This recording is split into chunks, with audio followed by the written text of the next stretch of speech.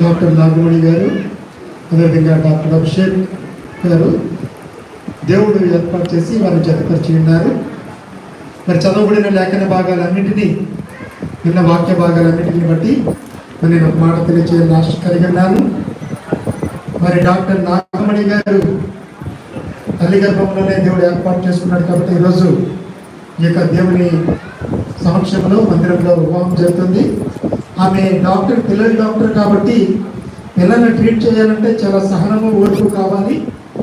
కాబట్టి అటువంటి ఓర్పుతో, సహనముతో మరి 1 తిమోతి 5:14 చెప్పినట్టు గృహ పరిపాలన చేసుకోవడంలో, తన కుటుంబాన్ని నడిపించుకోవడంలో తన ఓర్పు, సహనము కలిగి తన గృహాన్ని నడిపించుకోవాలని మరి తనకు తెలియజేస్తున్నాను. అదేవిధంగా డాక్టర్ అభిషేక్ గారు, ఆయన కూడా డాక్టరే కాదన్నారు, ఇందుకు మొక్కల డాక్టర్ అయినా, అంటే రీసెర్చ్ చేస్తున్నారు మొక్కల